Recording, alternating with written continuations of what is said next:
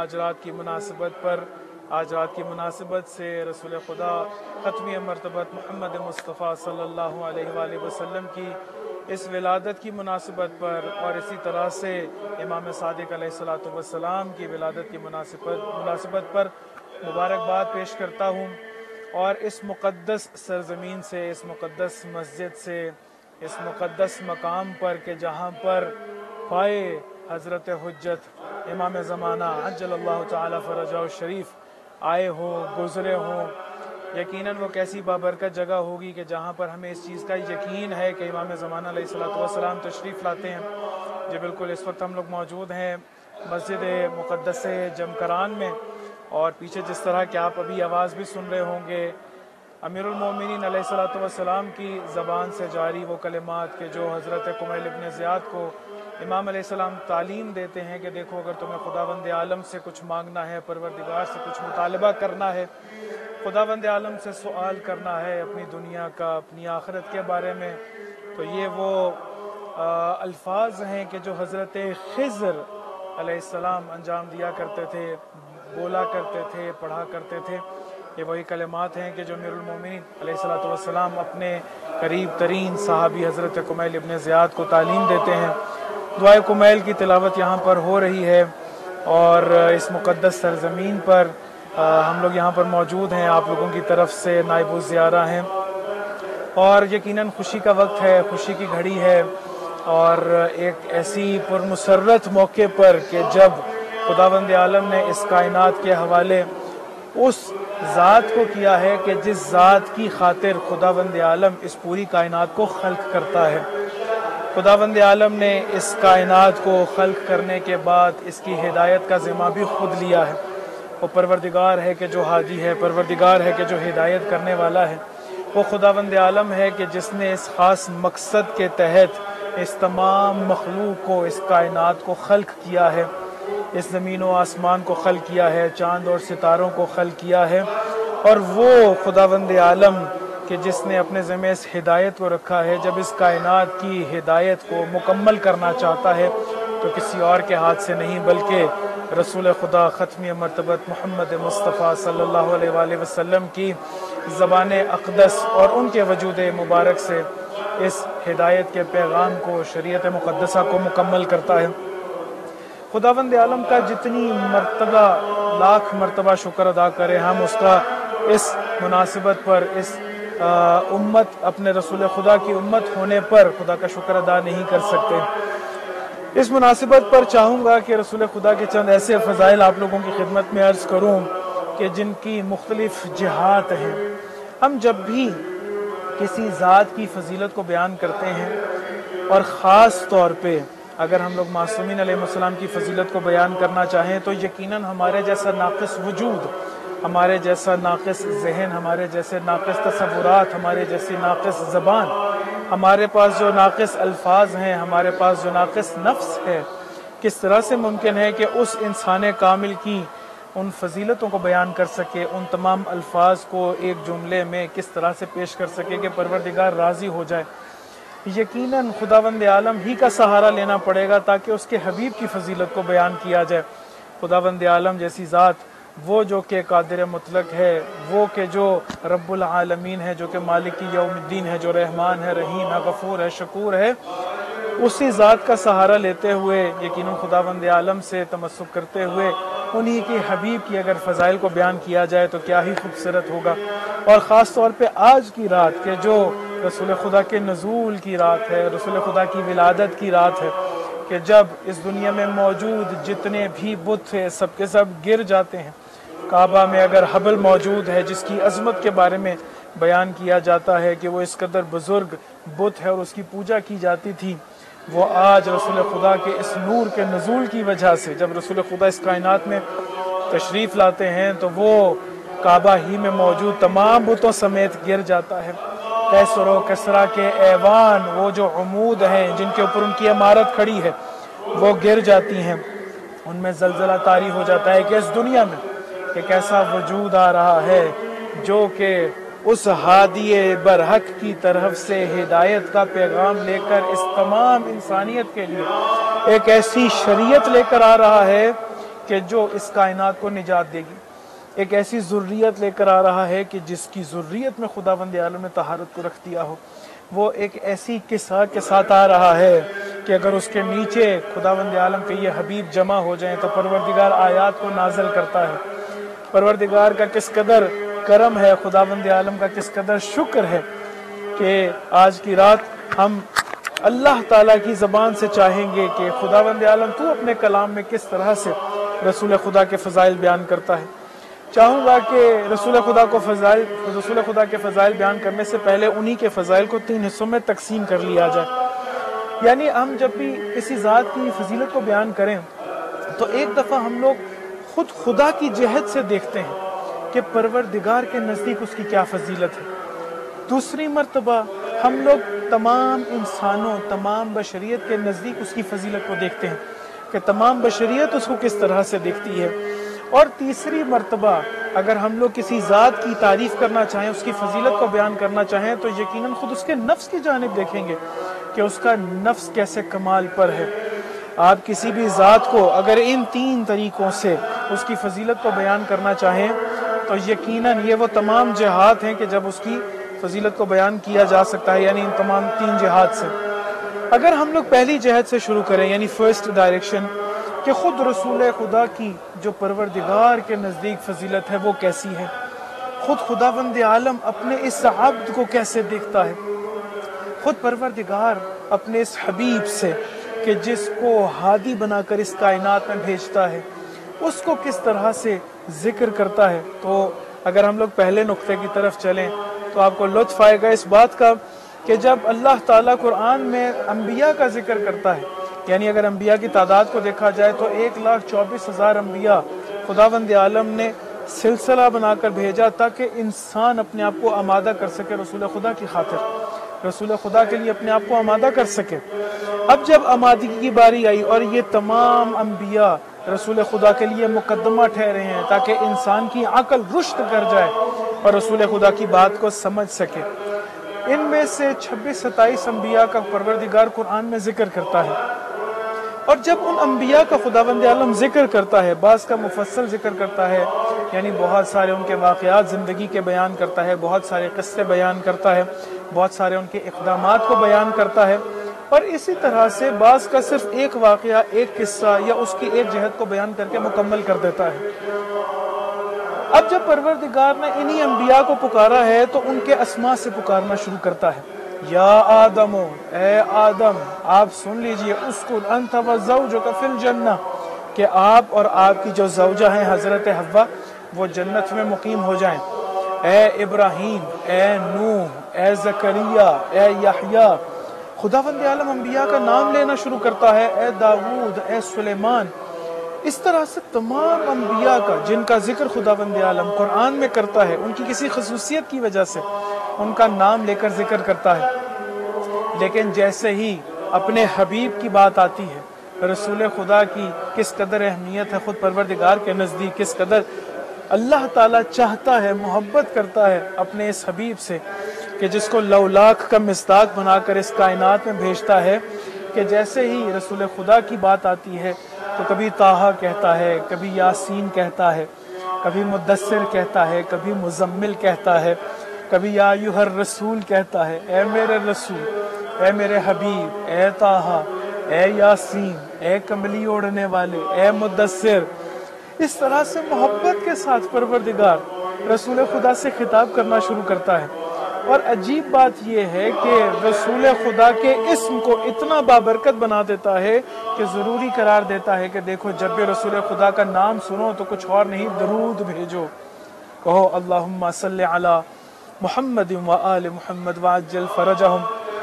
اور صرف یہاں تک یہ مکمل نہیں رہتا ہے، بلکہ اگر یہ دوسرے نقطے کی طرف ہم جائیں کہ اللہ تعالیٰ کے نزدیک رسول خدا کی کس قدر اہمیت ہے،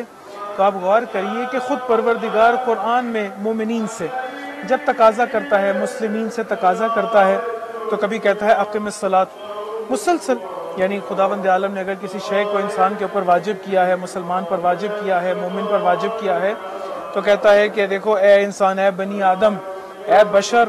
اے مسلمانوں، اے وہ کہ جو اسلام لے کر آئے ہو، اے مومنوں، اقم الصلاۃ، नमाज को कायम करो, वातवु ज़कात, देखो तुम ज़कात दो, लिल्लाह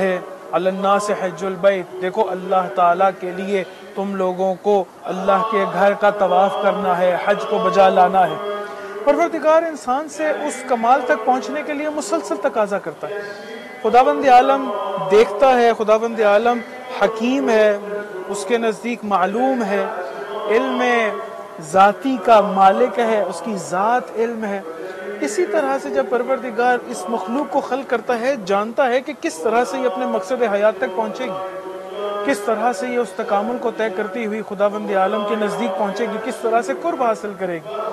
किस तरह से खुदावंद आलम की बंदगी को बजा ला सकेगी, किस तरह से वो जिस खातिर खुदावंद आलम ने, वो जिस हदफ के साथ खुदावंद आलम ने इस इंसान को खल्क किया है, किस तरह से उस हदफ तक पहुंचेगा। परवरदिगार ने हर उस शय को इस इंसान के ऊपर वाजिब करना शुरू कर दिया। कहा अगर नमाज पढ़ोगे तकामुल हासिल करोगे, मेरे करीब हो जाओगे, अगर रोज़ा रखोगे तकामुल हासिल करोगे, मेरे करीब हो जाओगे, मुत्तकी हो जाओगे, अगर ज़कात दोगे तकामुल हासिल करोगे, मैं तुम्हारे रिज़्क़ को पाक कर दूंगा, अगर खुम्स अदा करोगे, हक़ ज़हरा अदा करोगे, मैं तुम्हारे रिज़्क़ को बाबरकत बना दूंगा और उसको पाक कर दूंगा। इसी तरह से खुदावंद आलम जितनी भी इबादत को अंजाम देता है, अगर तुम हज करोगे, हज करने के नतीजे में, यानी जब तुम्हें हज करना है तो देखो अपने लिबास को तुमने सिले हुए को उतारना है, जिस तरह से मैं चाहता हूँ उस तरह से तुम्हें हज बजा लाना है।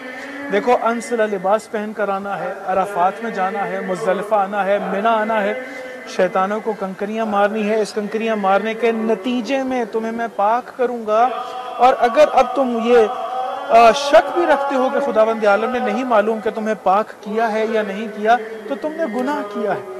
यकीनन खुदावंद आलम ने तुम्हें पाक कर दिया, यकीनन खुदावंद आलम ने तुम्हें ऐसे कर दिया कि जिस तरह से अभी तुम अपने माँ के शिकम से मौलूद, अभी विलादत हुई है तुम्हारी। यानी परवरदिगार इस कदर इंसान को इन इबादत की तरफ तरगीब दिलाता है जो कि इंसान को खुद बजा लानी है ताकि खुदावंद आलम के करीब हो सके। ये तमाम आमाल इंसान खुद अंजाम दे रहा है खुदावंद आलम के कहने पे, अपने इख्तियार से, ताकि अपने मकसद हयात तक पहुंच सके, जाके खुदावंद आलम उसको तकामुल अता कर सके, तकवा अता कर सके, उसको सालिहीन में से, कानतीन में से, खाशिईन में से, तव्वाबीन में से, मुतताहिरीन में से करार दे सके। लेकिन आप गौर करिए कि जहाँ रसूल खुदा की बात आती है, अब परवरदिगार ये नहीं कहता कि देखो जब रसूल खुदा का नाम आए तो सिर्फ तुम रसूल खुदा के ऊपर दुरूद भेजो, बल्कि परवरदिगार कुरान में ये फरमाता हुआ दिखाई देता है, इन्नल्लाह व मलाइकतहु युसल्लूना अलन नबी या अय्युहल्लज़ीना आमनू सल्लु अलैहि व सल्लिमू तस्लीमा अल्लाहुम्मा सल्लि अला मुहम्मद व आले मुहम्मद। कि ऐ मोमिनो देखो कि अब तुम तन्हा नहीं हो, अभी तुम अकेले नहीं हो कि जिसने इस दरूद को पढ़ना है, तुम तन्हा नहीं हो कि जिसने रसूल खुदा के ऊपर, उनकी आल के ऊपर इस रहमत को भेजना है, बल्कि ये कहूँ कि दरूद भेजने के नतीजे में अपने तकामुल का इंतज़ाम करना है, अपने उस मकसद हयात तक पहुँचना है। बल्कि परवरदिगार ऐसा भी नहीं है कि खुदावंद आलम ने इस आयत में ये कहा हो कि परवरदिगार ने एक दफ़ा दरूद भेजा है, मलाइका ने एक दफ़ा दरूद भेजा है, ऐसा नहीं है। बल्कि खुदावंद आलम इस आयत में कह रहा है, इन्नल्लाह व मलाइकतहु, अल्लाह और उसके मलाइका बतहकीक, बेशक, ताकीद लेकर आता है इन्ना की, और ला के कहता है कि अल्लाह ताला दरूद भेजता है किस पर? मोहम्मद और उसकी आल पर, नबी और उसकी आल पर। अच्छा, यहाँ पर ऐसा भी नहीं है कि अल्लाह ताला ने ये कहा हो कि देखो मैं सिर्फ दरूद भेज रहा हूँ, अल्लाह ताला ने सिर्फ ये कहा हो कि देखो कहीं ऐसा नहीं है कि सिर्फ मलाइका दरूद भेज रहे हैं, मैंने उनको ऐसी, जिस तरह तस्बीह के ऊपर कहा है कि तुम लोगों को परवरदिगार की तस्बीह बजा लानी है, सिर्फ तुम हो कि जो मोहम्मद वाले मोहम्मद के ऊपर दरूद भेजो, नहीं, बल्कि अल्लाह ताला इसमें खुद शरीक होता है। परवरदिगार इतनी मोहब्बत करता है अपने इस हबीब से कि कहता है, इन्नल्लाह व मलाइकतहु युसल्लूना अलन नबी, अल्लाह और उसके मलाइका दरूद भेजते हैं नबी पर। या अय्युहल्लज़ीना आमनू, ए ईमान वालो, सल्लु अलैहि, देखो तुम भी दरूद भेजो, लेकिन तुम्हें एक और काम भी करना है मेरे हबीब के साथ, उनकी आल के साथ। वो क्या? वसल्लिमू तस्लीमा, देखो उनके सामने सर तस्लीम खम कर दो। मा आताकुमुर रसूल फखुदूह व मा नहाकुम अन्हु फंतहू, देखो जो तुम्हें रसूल खुदा दे रहे हैं उनको ले लो, ان کے آگے سر تسلیم خم کرو، جو رسول خدا تمہیں کہہ رہے ہیں ویسے ہی ان کو تھام لو، رسول خدا کے دامن کو تھام لو گے، اسی میں نجات ہے۔ وسلموا تسلیما، اور اس طرح سے سر تسلیم خم کرو کہ جس چیز سے نہیں کر رہے ہیں، جس چیز سے روک رہے ہیں اسے رک جاؤ۔ رسول خدا اگر جھوٹ سے روکتے ہیں جھوٹ سے رک جاؤ، رسول خدا اگر خیانت سے روکتے ہیں تو خیانت سے رک جاؤ، رسول خدا اگر غلط زبان استعمال کرنے سے روکتے ہیں تو رک جاؤ، رسول خدا اگر بے حدی سے، بے وفائی سے روکتے ہیں تو رک جاؤ، رسول خدا اگر کسی پر ظلم کرنے سے روکتے ہیں تو رک جاؤ، رسول خدا اگر مستضعفین کی حمایت کرنے کا کہتے ہیں تو کرو،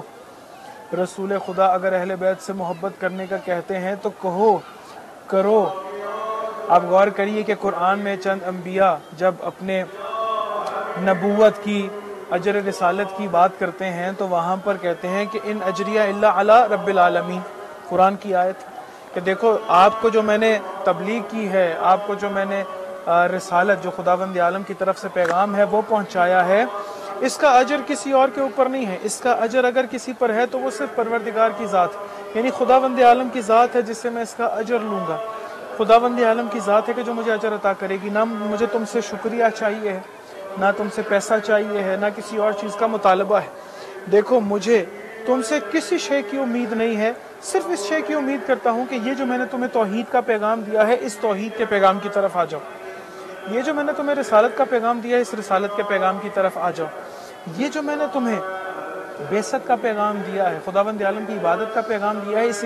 پیغام کی طرف آ جاؤ، اس کے اوپر آمنا کہو کہ ہم لوگ ایمان لے آئے، سلمنا کہو کہ ہم نے اس کے اوپر تسلیم کر لیا۔ جب یہ تم نے سب کچھ کر لیا ہے، معاد کا تمہیں پیغام دیا، تم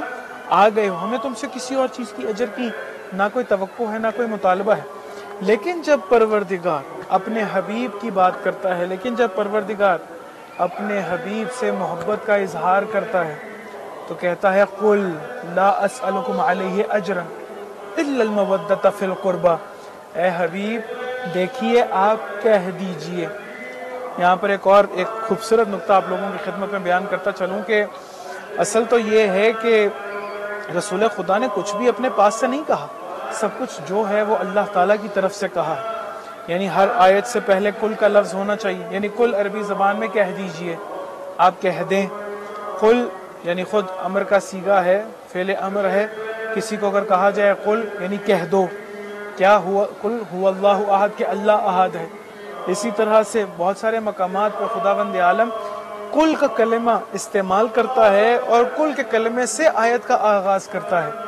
اس کا مطلب یہ ہے کہ اگر ہر آیت سے پہلے کل کا کلمہ نہیں ہے تو جس جگہ پہ کل کا کلمہ ہے اور اس کے بعد جو اس کا مقولہ ہے، اس کا قول ہے، وہ ایسی اہمیت کا حامل ہے کہ پروردگار وہاں پر کل کو لے کر آیا ہے۔ اب یہاں پر اپنے حبیب سے جب محبت کا اظہار کر رہا ہے پروردگار، تو ایسے اظہار کر رہا ہے کہ اے حبیب آپ کہہ دیجئے۔ حبیب کیا کہہ دیجئے؟ لا اسألکم علیہ اجرا، یہ جتنی بھی میں نے تمہیں رسالت کہی ہے، جتنا بھی خداوند عالم کا پیغام تمہیں تک پہنچایا ہے، تمہارے تک پہنچایا ہے، اس کی میں تم سے کسی اجر کی توقع نہیں کرتا ہوں، تم سے کسی بھی اجر، رسالت کا اجر نہیں مانگتا ہوں، الا المودۃ فی القربى، دیکھو اگر تم نے آنا ہے تو کچھ اور نہ کرو، میری قربہ سے محبت کرو۔ آج رات ہے ولادت حضرت امام جعفر الصادق علیہ السلام، قربہ رسول میں سے ہیں، فرزند زہرا میں سے۔ دیکھو اگر تم نے اپنی مودت کا اظہار کرنا ہے تو کچھ اور نہیں ہے، اللہ تعالیٰ کے پیغام کے مطابق آپ کو میری قربہ سے محبت کرنی ہے، یعنی جیسے رسول خدا کی ہر بات آمنا و صدقنا و سلمنا ہے کہ رسول خدا ہم لوگ ایمان لے کر آئے ہیں، ہم نے تصدیق کی ہے، ہم لوگ اسلام لے آئے ہیں، جو آپ نے کہا اس کے آگے سر تسلیم خم کرتے ہیں۔ اسی طرح سے یہ باقی تمام معصومین بھی جو کہتے چلے جائیں گے ہم لوگ اس کی تصدیق کرتے ہیں،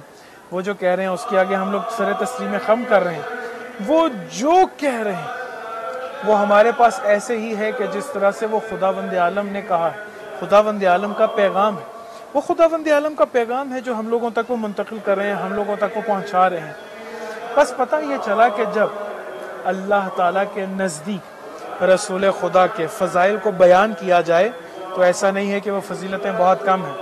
سب سے پہلی فضیلت جو آپ لوگوں کی خدمت میں عرض کی یہ کہ جب اللہ تعالیٰ رسول خدا کی حمد کو بیان کرتا ہے. کس طریقے سے؟ ان کو پکار کے، تو نام نہیں لیتا، کہتا ہے اے میرے طٰہٰ، اے مزمل، اے میرے رسول، اے مدثر، اے یاسین، اے میرے حبیب، اے میرے پیغمبر، اے میرے رسول، اے میرے نبی. القابات سے، ان کے منصب سے خداوند عالم ان کو پکارنا شروع کرتا ہے. جہاں پر رسول خدا کے اسم کی بات آتی ہے تو ایسا نہیں ہے کہ صرف انسان کو خداوند عالم نے حکم دیا ہو کہ وہ اللہ تعالیٰ کے اس حبیب کے اوپر درود بھیجے، بلکہ اللہ تعالیٰ خود درود بھیجتا ہے. بہرحال فرق ہے، یعنی خود اللہ کے درود بھیجنے میں اور انسان کے درود بھیجنے میں. یعنی اللہ تعالیٰ جب درود بھیج رہا ہے تو مدح سرائی کر رہا ہے، مدح کو بیان کر رہا ہے، حمد کر رہا ہے. کس کی؟ رسول خدا کی. رسول خدا کی ثنا بیان کر رہا ہے کہ کس قدر خوبصورت مخلوق ہے پروردگار کی، کیسے کمال پہ خداوند عالم نے اس حبیب کو خلق کیا ہے کہ جس کو لولاک کا مصداق بنا دے. کیسے مقام پر اس حبیب کو خلق کیا ہے کہ پروردگار اپنے اس حبیب کی خاطر اس کائنات کو خلق کرے. کیوں؟ کیونکہ پروردگار کے علم میں ہے کہ جس کمال پہ اپنے حبیب کو خلق کیا ہے، جس کمال پر اپنے حبیب کو خلق کیا ہے، یہی وہ کمال پر خلق ہوئی ذات ہے کہ جو اس کائنات کو اس طرح سے ہدایت کر سکتی ہے کہ وہ اپنے مقصد حیات تک پہنچ جائے. اور کوئی ذات ایسی اس کائنات میں نہیں ہے. یعنی تمام انبیاء کی فضیلت اپنی جگہ پہ موجود ہے. خود خداوند عالم قرآن میں فرماتا ہے تلک الرسل، وہ تمام رسل ہیں، فضلنا بعضهم علی بعض، کہ ہم نے بعض کو بعض پر فضیلت دی ہے. یعنی بعض سے خداوند عالم کلام کرتا ہے حضرت موسیٰ علیہ السلام کی طرح، بعض کو خداوند عالم حضرت ابراہیم کی طرح نمرود کی آگ سے بچا لیتا ہے، بعض کو حضرت نوح علیہ السلام کی طرح ایک ایسی کشتی سے نوازتا ہے کہ جو ان کے تمام خداوند عالم کے توحید پرست، وہ تمام جو کہ خداوند عالم کے اوپر ایمان لے کر آئے ہیں، اس کشتی میں سوار کر کے نجات عطا کرتا ہے. لیکن جب رسول خدا کی بات آتی ہے تو رسول خدا تمام پر فضیلت رکھتے ہیں، اور ایسی فضیلت رکھتے ہیں کہ وہ ایسے کمال پر خلق ہیں کہ جس کے نتیجے میں اس پوری کائنات کی ہدایت ہونی ہے. یہیں پر آپ کے لیے ایک تیسری فضیلت اور بیان کرتا ہوں رسول خدا کی خداوند عالم کے نزدیک. آپ یہ دیکھیے کہ جتنے بھی انبیاء آئے ہیں، صاحب شریعت انبیاء یعنی اولو العزم پیغمبر جو ہیں، جتنے 5 اولو العزم پیغمبر اپنی جب شریعت لے کر آئے ہیں، تو جب اگلا نبی آتا تھا تو وہ پچھلے نبی کی شریعت کے لیے ناسخ ہوتا تھا. یعنی وہ نسخ ہو جاتی تھی، وہ ختم ہو جاتی تھی، اور اگلی شریعت جو حضرت عیسیٰ کی ہے، آخر میں وہ جتنی پیچھے والی شریعتیں تھیں ان کو نسخ کرتی چلی گئیں. یعنی حضرت موسیٰ کی شریعت کو اس نے نسخ کیا ہے. یعنی اگر حضرت عیسیٰ علیہ السلام کے آنے کے بعد اگر کوئی حضرت موسیٰ علیہ السلام کی شریعت کے اوپر ہے، پابند ہے، تو وہ غلط کر رہا ہے، وہ درست کام نہیں کر رہا، چونکہ اللہ تعالیٰ نے حضرت عیسیٰ کی شریعت کے ذریعے سے حضرت موسیٰ علیہ السلام کی شریعت کو نسخ کر دیا. اور اسی طرح سے حضرت موسیٰ علیہ السلام کی شریعت کے ذریعے سے حضرت نوح علیہ السلام کی شریعت کو نسخ کر دیا گیا تھا. یعنی نون سین اور خے نسخ کر دیا گیا، یعنی منسوخ ہو گئی، یعنی اومٹ ہو گئی، یعنی ڈیلیٹ ہو گئی. اللہ تعالیٰ ایک نئی شریعت کو لے کر آیا کہ جو انسان کے تکامل کا باعث بنی. اگر اس کی مثال آپ کو دیتا چلوں تو ممکن ہے کہ کسی کی شریعت میں عبادات اس قدر نہ ہوں کہ جس کے نتیجے میں وہ اللہ تعالیٰ کا قرب حاصل کر سکے، لیکن بعد والی شریعتوں میں اس طرح کی عبادات کا اضافہ کیا گیا تاکہ انسان جس ہدف کے تحت آیا ہے وہ اس ہدف تک پہنچ جائے. یہاں پر ایک سوال کا جواب آپ کی خدمت میں عرض کرتا چلا جاؤں کہ بعض لوگ یہ سوال کرتے ہیں کہ اچھا اگر اس طرح سے عبادت موجود نہیں تھی کہ وہ اللہ تعالیٰ کے مقصد حیات کو کہ جس کی خاطر انسان کو خلق کیا ہے اس تک پہنچ جائے، تو یہ تو اس کے ساتھ ظلم ہوا. بھئی اگر اس کو بھی امت رسول خدا میں سے قرار دیتے تو یقیناً وہ تمام عبادات کو بجا لاتا جس کے نتیجے میں وہ مقصد حیات تک پہنچ جاتا. لیکن اس کا جواب اس طرح سے دیا جائے گا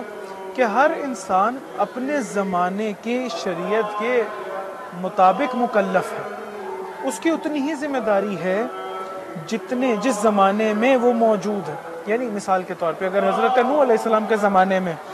اگر کوئی موجود ہے اور یقیناً اس وقت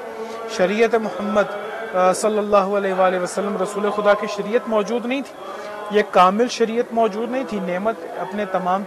تک نہیں پہنچی تھی، لیکن اگر حضرت نوح علیہ السلام کا ماننے والا وہ مسلمان کہ جو ان کے دور میں موجود ہے، اگر وہ ان کی شریعت کے مطابق عمل کر رہا ہے تو یہی اس کی نجات کا ذریعہ ہے۔ خداوند عالم نے اس کو اتنا ہی مکلف کیا ہے، اس کو اتنی ہی ذمہ داری ڈالی ہے، اور یقیناً اتنی ہی عبادات کے ساتھ اس نے مقصد حیات تک پہنچنا ہے جو اس کی زمانے کا تقاضا ہے۔ اور اس کی سب سے بڑی دلیل اگر میں آپ کی خدمت میں عرض کرتا چلا جاؤں تو اللہ تعالیٰ نے جن افراد کو نجات عطا کی ہے وہ وہی افراد ہیں کہ جو شریعت حضرت نوح علیہ السلام کے اوپر ایمان لے کر آئے۔ جب ایمان لے کر آئے تو اللہ تعالیٰ نے ان کو حضرت نوح علیہ السلام کی کشتی میں سوار ہونے کی اجازت دے دی۔ بس اس کا مطلب یہ ہے، یہاں پر ایک جملہ اضافہ کر دوں،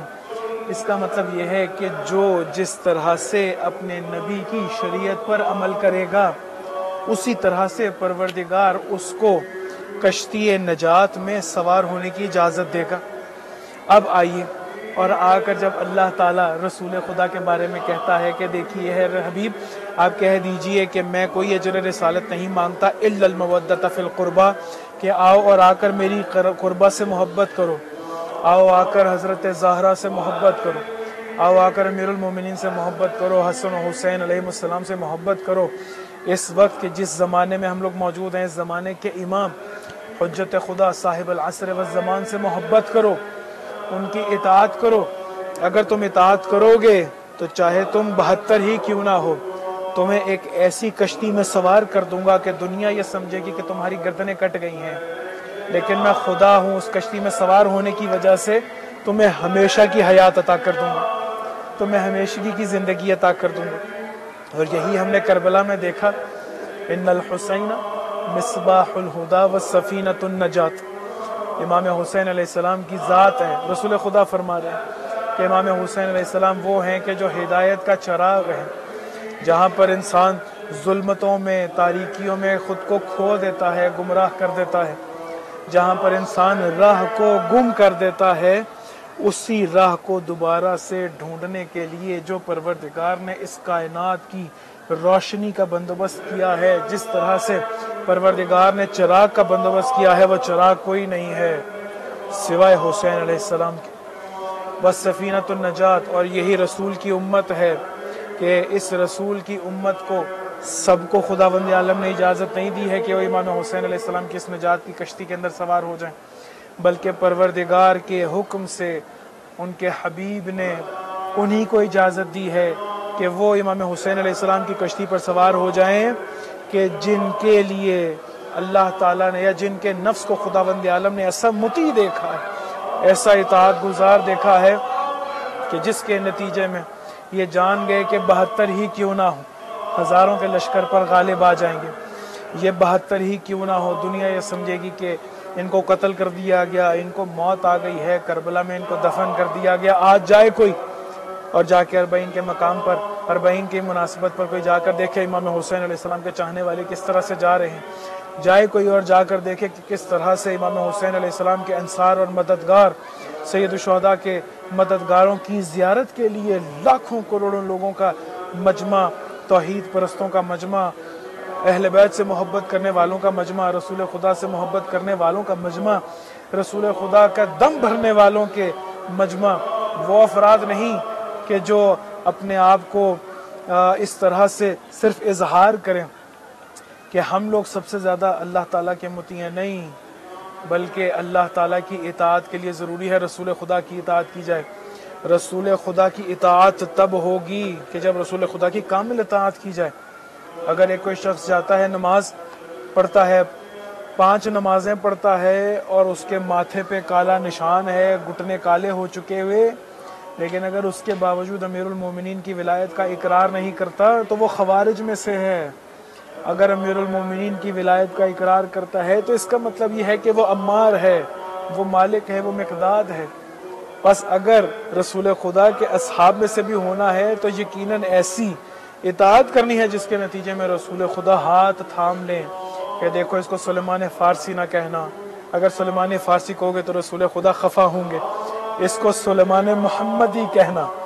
کیوں سلیمان محمدی کہنا؟ چونکہ سلیمان کے دل میں ولایت اہل بیت گامزن ہے، ولایت اہل بیت موجود ہے۔ جب ولایت اہل بیت موجود ہے یعنی رسول خدا کی اطاعت کی ہے، جب رسول خدا کی اطاعت کی ہے تو اللہ تعالیٰ راضی ہے، اللہ تعالیٰ راضی۔ بس ہم لوگ جب دیکھتے ہیں اسی طرح سے، جب دوسری اور تمام فضیلتوں کے اعتبار سے دیکھا جائے تو اللہ تعالیٰ ایک اور جو فضیلت رسول خدا کی بیان کرتا ہے، جب وہ خود سے اللہ تعالیٰ فضائل کو بیان کرتا ہے تو فرماتا ہے اِنَّكَ لَعَلَىٰ خُلُقٍ عَظِيمٍ، اے حبیب ہم نے آپ کو ایک عظیم خلق، ایک عظیم اخلاق کا مالک بنا کر بھیجا ہے۔ وَمَا أَرْسَلْنَاكَ إِلَّا رَحْمَةً لِلْعَالَمِينَ، اور ہم نے آپ کو اس عالمین کے لیے رحمت بنا کے بھیجا ہے۔ ہم نے آپ کو نہیں بھیجا مگر عالمین کے لیے رحمت بنا کر بھیجا ہے۔ یعنی عالمین کے لیے رحمت بنا کر کیا مراد ہے؟ یعنی ہم نے آپ کو جہاں جہاں تک اللہ تعالیٰ کی ربوبیت ہے، رب العالمین ہے، وہاں وہاں تک رحمتاً للعالمین۔ اگر عالمین پہ کسی کی رحمت غالب ہے تو کسی اور کی نہیں ہے بلکہ رسول خدا کی عالمین پہ رحمت غالب ہے۔ بس اگر یہ دیکھا جائے کہ اللہ تعالیٰ نے جب رسول خدا کی فضیلت کو بیان کیا ہے تو کہا کہ انک لعلی خلق عظیم، اخلاق کے صفت کے ساتھ متصف کیا رسول خدا کو۔ اگر میں یہ سوچ رہا ہوں، اگر میں خداوند عالم کا شکر بجا لا رہا ہوں کہ پروردگارہ تیرا شکر ہے کہ آج کی رات میرے دل کو تو نے خوش کر دیا، رسول خدا کی ولادت کی مناسبت سے میرے نفس کو تو نے خوش کر دیا، امام صادق علیہ السلام کی ولادت کی مناسبت سے تو نے میرے وجود کے اندر ایک خوشی بھر دی ہے، تو اس کا مطلب یہ ہے کہ مجھے اگر رسول خدا کی اطاعت کرنی ہے تو اپنے اخلاق کو بہترین بنانا ہوگا۔ اگر مجھے رسول خدا کی اطاعت کرنی ہے تو اس کا مطلب یہ ہے کہ مجھے حسن خلق کو اپنانا ہوگا۔ میں غلیظ الفاظ استعمال نہیں کر سکتا، میں مغلظات استعمال نہیں کر سکتا، میں بہت سارے ایسے الفاظ کے جو عام لوگ استعمال کرتے ہیں میں وہ تمام الفاظ استعمال نہیں کر سکتا۔ میں کسی کو پکارنے کے لیے اس کے نام کو بگاڑ نہیں سکتا ہوں۔ مجھے اگر اپنے والدین سے برتاؤ کرنا ہے تو بہترین اخلاق کے ساتھ، مجھے اگر اپنی اولاد کے ساتھ برتاؤ کرنا ہے تو بہترین اخلاق کے ساتھ، مجھے اگر ان تمام دنیا کے افراد کے ساتھ برتاؤ کرنا ہے تو بہترین اخلاق کے ساتھ، یہاں تک کہ اگر مجھے کفار کے ساتھ برتاؤ کرنا ہے تو بہترین اخلاق کے ساتھ، یہاں تک کہ اگر مجھے اپنے دشمنوں کے ساتھ برتاؤ کرنا ہے تو بہترین اخلاق کے ساتھ۔ یہی اخلاق کا نمونہ ہم لوگوں کو اہل بیت علیہ السلام کی زندگی میں ملتا ہے کہ ایک دفعہ ایک جنگ میں امیر المومنین علیہ السلام کی ذوالفقار چلی، اور جب ذوالفقار چلی ہے تو 7 نسلیں دیکھ کر چلی ہے کہ 7 نسلوں میں اگر کوئی اہل بیت سے محبت کرنے والا ہے، امیر المومنین سے محبت کرنے والا ہے تو اس کے سر کو تن سے جدا نہیں کرے گی۔ ایسے ذوالفقار جب دیکھ کر چلی ہے تو اس کے بعد جب اسیروں کا قافلہ لایا گیا اور جو جنگ سے اسیر ہوئے ان کو جب مدینہ میں داخل کیا جا رہا تھا تو اس میں ایک بوڑھا تھا۔ دور سے امیر المومنین نے دیکھا کہ وہ بوڑھا ہے، ہاتھ میں اس کے ہتھکڑیاں ہیں، پاؤں میں بیڑیاں ہیں، اور اس کے بدن سے خون زخمی ہے اور بدن سے خون بہہ رہا ہے۔ اس زخم کے وجہ سے اس کی پیاس کی شدت میں اضافہ ہو رہا ہے اور مسلسل پانی کا تقاضا کر رہا ہے۔ امیر المومنین علیہ السلام نے ایک کوزے کے اندر پانی کو بھرا، پانی کو بھر کے اس بزرگ کے پاس تشریف لائے، آ کر اس کے آگے پانی کیا۔ اس نے جب ہاتھ کی بیڑیاں، یعنی اس کے اندر اب اتنی طاقت نہیں ہے، ہاتھ میں جو ہتھکڑیاں ہیں اس نے جب آگے بڑھائی ہیں کہ اس کوزے کو اٹھا لے، اس کے اندر اب اتنی طاقت نہیں رہی تھی کہ اس کوزے کو لے لے۔ امیر المومنین نے جب اس کی حالت کو دیکھا ہے تو اس کوزے کو خود سے آگے کیا، اس کے دہن کے قریب کرتے ہیں، اس کے ہونٹوں کے قریب کرتے ہیں، کوزے کو قریب کر کے اس کو پانی پلایا، اس کو سیراب کیا۔ اس نے پوچھا کہ کیا آیا وہی جوان نہیں ہو جو ابھی کچھ دیر پہلے میدان جنگ میں تھے اور اس کے آگے کوئی ٹھہر نہیں رہا تھا، اس کی تلوار کے سامنے کوئی آگے ٹھہرتا نہیں تھا، کیا آیا تم وہی جوان نہیں ہو؟ تو آگے امیر المومنین علیہ السلام مسکرا کے کہتے ہیں ہاں میں وہی جوان ہوں، ہاں میں وہی علی ہوں۔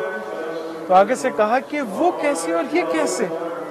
کہا کہ دیکھو وہاں پر ہمارا وظیفہ یہ تھا کہ اسلام کا دفاع کریں، اور یہاں پر میرے اخلاق کا تقاضا یہ ہے، تمہیں زخمی حالت میں دیکھ کر تم پہ رحم کھاتے ہوئے میرے اخلاق کا تقاضا یہ ہے کہ میں آگے بڑھوں اور تمہیں پانی سے سیراب کر دوں۔ یہ اخلاق اپنے دشمنوں سے، جہاں پر اسلام کا کوئی دشمن ہے، امیر المومنین علیہ الصلوۃ والسلام جب خود نہروان خوارج کے ساتھ جنگ کرنے کے لیے گئے ہیں تو ایسا نہیں ہے کہ جا کر فوراً جنگ شروع کر دی ہو اور فوراً ہی وہاں پر قتل و غارت گری کا بازار گرم ہو گیا ہو، ایسا نہیں ہے، بلکہ پہلے عبداللہ ابن عباس کو بھیجا کہ جاؤ اور جا کر ان سے کلام کرو، جاؤ اور جا کر ان کو سمجھاؤ، جاؤ اور جا کر ان سے بات کرو،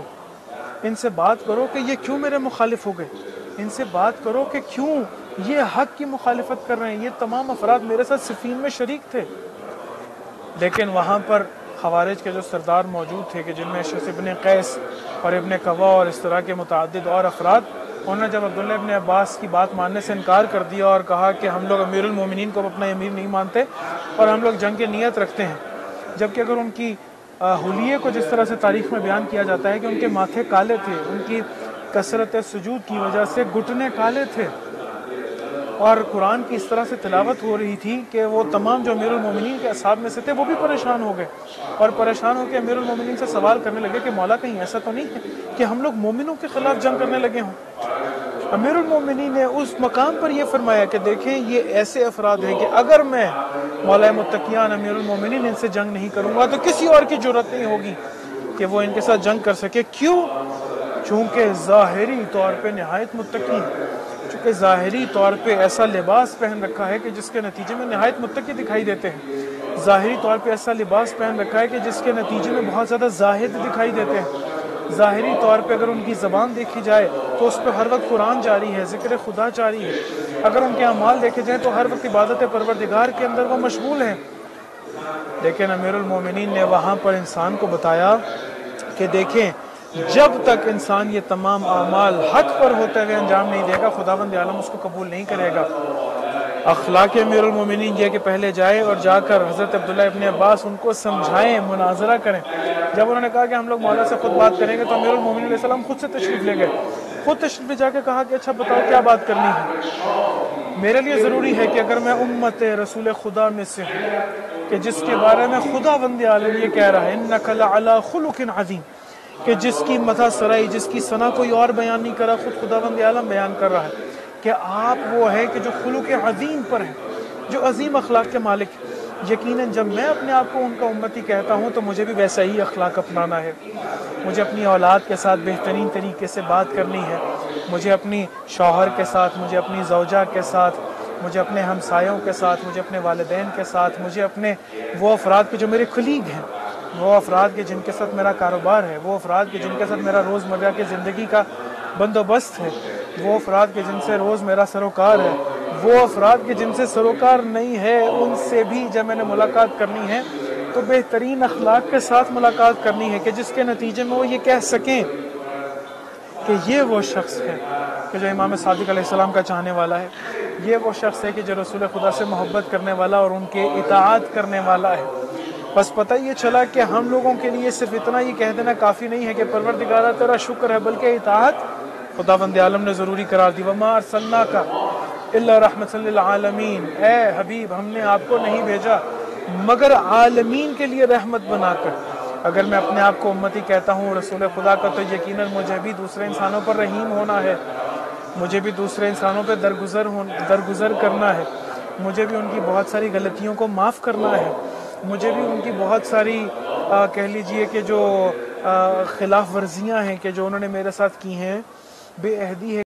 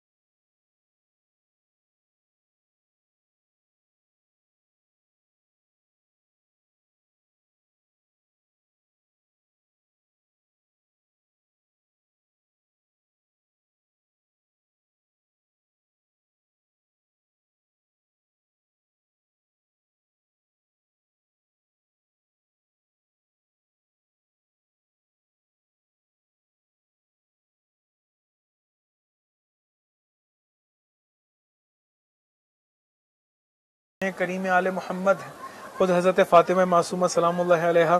کے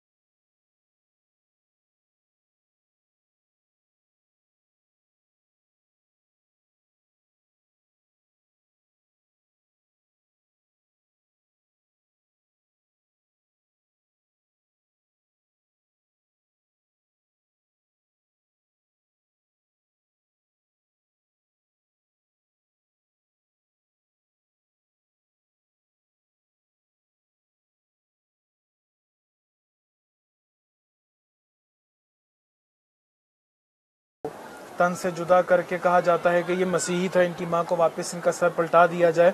جب ان کا سر لایا جاتا ہے ان کی والدہ کے پاس، اپنے بیٹے کا سر اٹھانا آسان نہیں ہے۔ ایسا نہیں ہے کہ کہہ دیا جائے اور اس کو سن لیا جائے اور یہ سب کچھ بہت زیادہ آسان ہے، نہیں۔ جوان بیٹا ہے، چند دن پہلے شادی ہوئی ہے، بہترین ہنرمند بیٹا ہے، بہترین اطاعت گزار بیٹا ہے، بہترین فرما بردار بیٹا ہے، ایسا کہ جو سہارا ہو، ایک ایسا بیٹا ہے۔ اس کے باوجود جب ان کے سر کو تن سے جدا کر کے ان کی ماں کے پاس لایا جاتا ہے، ان کی کرامت کا آپ اندازہ لگائیے کہ ان کی والدہ وہاں سے اپنے بیٹے کا سر لیتی ہیں اور لینے کے بعد دوبارہ سے پلٹا کے اشکیا کی طرف پھینکتی ہیں اور پھینک کے کہتی ہیں کہ ایک دفعہ جو ہم لوگ اہل بیت امام حسین کے نام پہ دے دیں، خداوند عالم کی راہ میں دے دیں، وہ واپس نہیں لیتے۔ مدرسہ کرامت رسول خدا میں تعلیم حاصل کرنے کے نتیجے میں وہاب ایسی کریمہ بن گئیں کہ اگر اپنے بیٹے کا سر بھی جب واپس کیا جاتا ہے تو سر کو واپس پلٹا کے کہتی ہیں کہ میں نے جب اس مدرسہ کرامت سے تعلیم حاصل کر لی ہے تو مت اب یہ سمجھے کہ میں بخیل ہو گئی ہوں، مت یہ سمجھے کوئی کہ میں جنت کے لالچ میں یہاں پر آئی ہوں، مت یہ سمجھے کہ رسول خدا کے نتیجے میں، رسول خدا کی اطاعت کے نتیجے میں مجھے جنت چاہیے، ایسا نہیں ہے، بلکہ رسول خدا کی اطاعت کے نتیجے میں مجھے خداوند عالم کا قرب چاہیے، رسول خدا کی اطاعت کے نتیجے میں مجھے دنیا چاہیے ہے، مجھے گھر چاہیے ہے، مجھے پیسہ چاہیے ہے، مجھے بہترین سواری چاہیے ہے، مجھے اولاد چاہیے ہے۔ جو رسول خدا کے قریب ہوا، آج اصحاب صفا کے جا کر آپ دیکھ لیجئے کس طرح سے حاجی، کس طرح سے معتمرین، کس طرح سے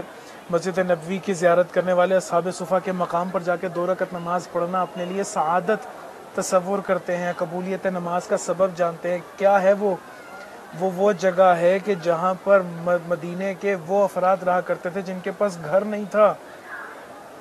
لیکن مدرسہ کرامت خدا کہ جس کے معلم رسول خدا ہے، اس مدرسے میں پڑھنے کے نتیجے میں خداوند عالم نے ایسا مرتبہ عطا کیا ہے کہ جس مقام پر وہ سویا کرتے تھے اسی مقام کو ایسا مقدس بنا دیا کہ وہاں پر جتنے بھی زیارت کرنے کے لیے زائرین جاتے ہیں وہاں پر 2 رکعت نماز پڑھنے کے لیے دوڑتے ہیں، پڑھنے کے لیے جلدی کرتے ہیں، اپنے لیے سعادت سمجھتے ہیں کہ مقام اصحاب صفا کے اوپر انہوں نے نماز پڑھی ہے۔ بس اس کا مطلب یہ ٹھہرا عزیزو کہ ہمیں مدرسہ کرامت رسول خدا میں اگر داخل ہونا ہے تو یقیناً اس کا معلم کوئی اور نہیں، رسول خدا ہے۔ جس طرح سے مولا فرماتے ہیں کونوا لنا زینا ولا تکونوا علینا شینا، دیکھیں ہمارے لیے آپ باعث ننگ و عار مت بننا، ہمارے لیے باعث زینت بننا۔ یہ باعث زینت کب بنا جائے گا؟ جب میرا اخلاق اچھا ہوگا، جب میرے میں صفات رسول خدا اجاگر ہوں گی، جب میں بھی کسی کے لیے اپنے نفس کے اندر رحمت کا جذبہ رکھوں گا، کسی کے لیے درگزر کا جذبہ رکھوں گا، میرا اخلاق اتنا اچھا ہوگا جس کے نتیجے میں جب میں چل بھی رہا ہوں گا تو کہیں گے کہ یہ صادق آل محمد کا چاہنے والا ہے، یہ رسول خدا سے محبت کرنے والا ہے، یہ وہ شخص ہے کہ جو ان کی اطاعت کرتے ہوئے ان کی شریعت کے اوپر عمل کرتا ہے۔ بس پتہ یہ چلا کہ خود خدا ہے کہ جو فضائل بیان کرتا ہے رسول خدا کی، خود خدا ہے کہ جو اہل بیت علیہ السلام سے محبت کا اظہار کرتا ہے، خود خدا ہے کہ جو ان کے ساتھ متمسک ہوتے ہیں، کہ جو ان کے ساتھ آ کر متعلق ہوتے ہیں، جو ان کے دامن کو تھام لیتے ہیں، خداوند عالم ان کو مرنے نہیں دیتا ہے، خداوند عالم ان کو موت نہیں آنے دیتا ہے۔ ایک اور فضیلت آپ کی خدمت میں عرض کروں کہ جو رسول خدا کی ہے، خداوند عالم قرآن میں متعدد مقامات پر، متعدد یعنی 1-2 مقامات پہ پروردگار خود انبیاء کی طرف سے رسول خدا کی دی ہوئی بشارت کو بیان کرتا ہے۔ یعنی انبیاء میں سے حضرت عیسیٰ علیہ السلام تشریف لائے اور تشریف لا کے اپنی قوم سے مخاطب ہو کر کہا، بنی اسرائیل سے مخاطب ہو کر کہا کہ دیکھو میں تمہیں بشارت دیتا ہوں اس نبی کی کہ جس کا نام احمد ہوگا، یعنی جو محمد ہوگا، جو حبیب پروردگار ہوگا، جو محبوب پروردگار ہوگا۔ تمام انبیاء، امام باقر علیہ السلام سے روایت ہے کہ کوئی ایسا نبی نہیں ہے کہ جس نے رسول خدا کے آنے کی بشارت نہ دی ہو، یعنی 1,24,000 انبیاء بشارت دیتے ہیں ان تمام انبیاء کی، آیت اللہ رسول خدا کی۔ آیت اللہ جوادی عاملی فرماتے ہیں، کہتے ہیں کہ اچھا آپ یہ دیکھیے بشارت میں اگر وہی پرانی باتیں ہیں تو بشارت نہ ہوئی، یعنی وہ نوید نہ ہوئی، وہ خوشخبری نہ ہوئی، اگر کوئی نئی بات ہے تو خوشخبری ہوئی۔ اب نئی بات کیا ہے رسول خدا کے پاس؟ رسول خدا کے پاس جو شریعت ہے شریعت کاملہ ہے، اس کے بعد جیسی عصمت رسول خدا کے پاس ہے کسی کے پاس نہیں ہے، ایسی عصمت، ایسی طہارت، ایسی آل جیسی اللہ تعالیٰ نے رسول خدا کو عطا کی کسی کو عطا نہیں کی ہے۔ ایسی آل عطا کی ہے کہ اگر وہ ایک چادر کے نیچے آ جائیں تو حضرت جبرائیل خواہش کریں کہ میں اس چادر کے نیچے آ جاؤں، پروردگار آیت تطہیر کا نزول کرنا شروع کر دے۔ یہ ایسی آل عطا کی کہ اگر اپنی افطار دے دیں تو اللہ تعالیٰ آیت کا نزول کرے، لوح محفوظ سے جبرائیل علیہ السلام سے کہے کہ یہ موقع ہے کہ اس آیت کو سورہ دہر کی، سورہ انسان کی قلب پیغمبر کے اوپر نازل کر دو۔ جیسی آل ان کو عطا کی کسی کو عطا نہیں کی۔ یہی بشارت ہے کہ دیکھیے اگر آپ نے کامیاب ہونا ہے ان کی اطاعت کریے، ان سے محبت کریے۔ آئیے مل کر دعا کرتے ہیں۔ خداوند عالم تجھے واسطہ دیتے ہیں رسول خدا کا، تجھے واسطہ دیتے ہیں آج کی شب کا، تجھے واسطہ دیتے ہیں اس مکان مقدس کا، تجھے واسطہ دیتے ہیں ان تمام فضائل کا کہ جو تو نے بیان کی ہیں اپنے حبیب کے، ان تمام آیات کا کہ جو تو نے اپنے کلام اپنے قرآن کے اندر بیان کی ہیں۔ پروردگارہ قلب مطہر امام زمانہ رسول خدا حضرت زہرا امام صادق اور تمام معصومین علیہ السلام کے قلب مطہر کو ہم سے راضی و خوشنود فرما۔ خداوند عالم سے دعا کرتے ہیں کہ جتنے مریض ہیں پروردگار آج کی رات کے صدقے میں ان سب کو شفا کاملہ عاجلہ نصیب فرما۔ خداوند عالم جتنے تنگ دست ہیں ان کو رزق حلال واسع طیب نصیب فرما۔ خداوند عالم جتنے اسیر ہیں ان کو رہائی عطا فرما۔ خداوند عالم جتنے ناظرین اس پروگرام کو دیکھ رہے ہیں، اس مقدس جگہ سے دیکھ رہے ہیں، خداوند عالم آپ سب کی جو بھی جائز و شرعی حاجات ہیں ان کو خداوند عالم بحق کے معصومین بحق رسول خدا ان کو پورا مستجاب فرما۔ پروردگارہ جو اپنی اولاد کی وجہ سے پریشان ہے خداوند عالم ان کے لیے بہترین اسباب مہیا فرما۔ ہمارے جوانوں کی حفاظت فرما، ہمارے ناموس کے حجاب کی حفاظت فرما۔ ولی امر مسلم رہبر معظم انقلاب کو صحت ولی طول عمر عطا فرما۔ مراج اعظام بالخصوص آیت اللہ سیستانی کی حفاظت فرما۔ اس وقت کی سب سے اہم دعا کرتے ہیں وقت کی حجت صاحب العصر والزمان کے ظہور میں تعجیل فرما، ہمیں ان کے اعوان و مددگار میں سے شمار فرما، ان کے رکاب میں لڑتے ہوئے شہادت نصیب فرما۔ پروردگارہ ہمیں فقر افلاس محتاجی بستر کی موت سے محفوظ فرما، ہماری دعاؤں کو مستجاب فرما۔ ربنا تقبل منا انک انت السمیع العلیم، آمین یا رب العالمین برحمتک یا ارحم الراحمین۔ رحم اللہ من یقرأ الفاتحہ۔ بسم اللہ الرحمن الرحیم، الحمد للہ رب العالمین الرحمن الرحیم مالک نعبد و ایاک نستعین